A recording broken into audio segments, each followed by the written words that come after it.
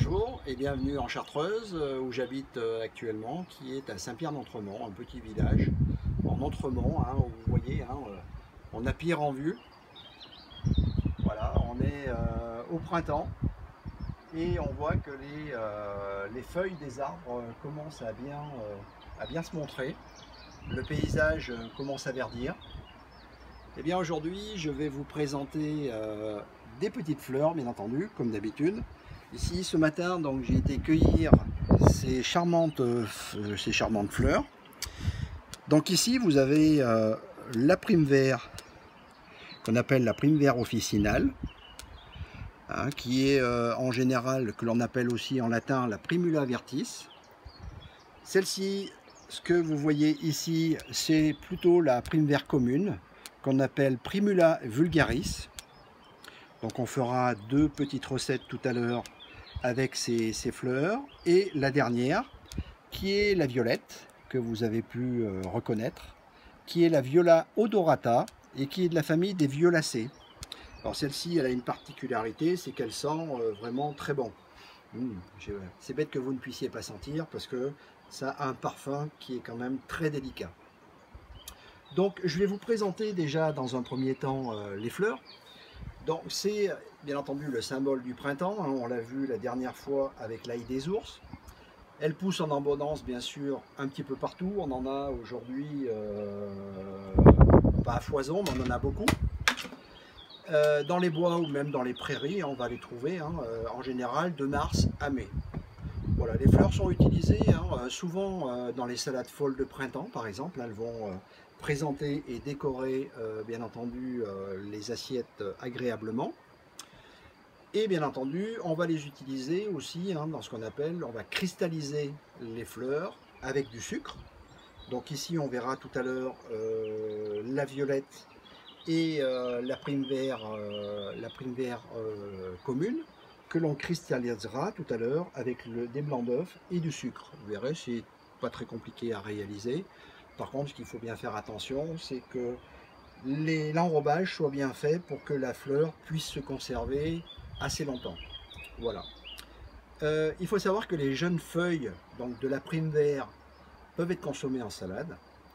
Elles ont une note aromatique un petit peu piquante. Elles ont un petit peu de piquant dans la bouche qui n'est pas désagréable. Et au niveau médicinal, il faut savoir que les racines et les feuilles les fleurs sont réalisées souvent en infusion qui soulagent les bronches, qui sont légèrement, par contre, qui facilitent aussi l'explotarisation. Elle est diurétique et légèrement laxatif, un petit peu comme toutes les plantes sauvages. Elles ont un côté laxatif où il faut faire attention, pas trop en consommer bien entendu, sauf si des personnes ont besoin d'aller à la selle, qui ne peuvent pas y aller au quotidien. Les fleurs par contre, elles sont calmantes, elles sont très bonnes pour la santé, elles sont relaxantes, somnifères et anti-stress. Aujourd'hui, vu le contexte actuel, c'est une plante que l'on peut déguster qui va permettre justement le stress quotidien que certaines personnes peuvent avoir aujourd'hui.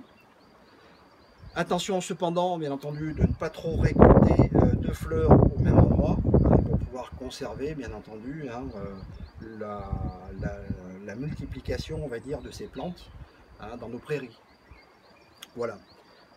Certaines personnes, par contre, peuvent être sensibles. C'est une plante qui peut avoir des allergies. On peut avoir des allergies cutanées. C'est assez rare, mais il faut savoir que ça existe. Des personnes ont des allergies en touchant ces fleurs. Voilà. Donc, pour les personnes qui ont des problèmes cutanés, utilisez des gants, c'est plus simple. Alors, dans tout cela, la prime-vert dans nos assiettes, il faut savoir qu'on va plutôt utiliser la prime-vert officinale, qui est quand même beaucoup plus odorante et parfumée. Et vous pouvez faire avec cela un sirop de prime-vert, qui est en général utilisé pour les rhumes. Alors, et la toux, bien entendu, et vous pouvez prendre en sirop. Donc, c'est ce qu'on va faire maintenant.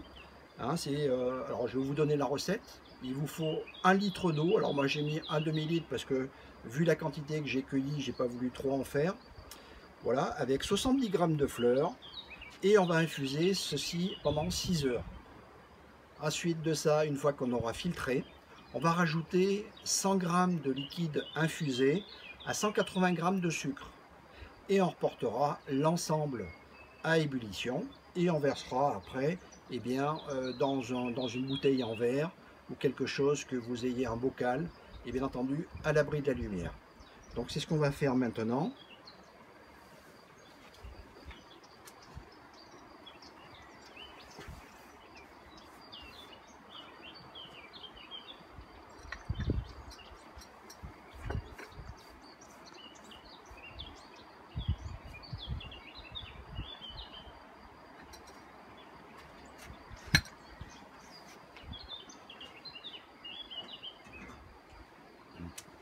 Et bien me revoilà avec mon demi-litre d'eau qui était porté à ébullition.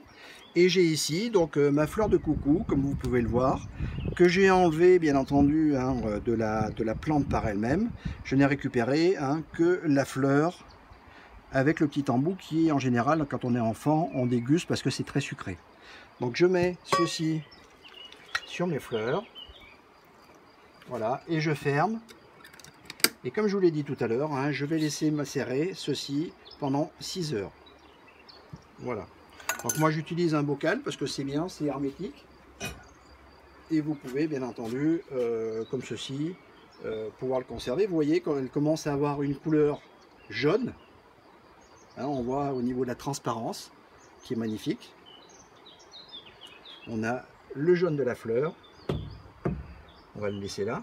Voilà, comme ça vous pourrez le visualiser de temps en temps et vous verrez que l'eau va devenir toute jaune.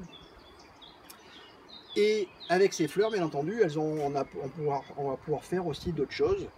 On va pouvoir les mettre, par exemple, on peut faire une crème anglaise qui n'est pas désagréable parce que, comme vous pouvez le voir, la couleur jaune va jaunir en fait notre crème anglaise. Mais on peut l'utiliser aussi dans des crèmes pâtissières. On peut l'utiliser aussi dans des riz au lait, par exemple.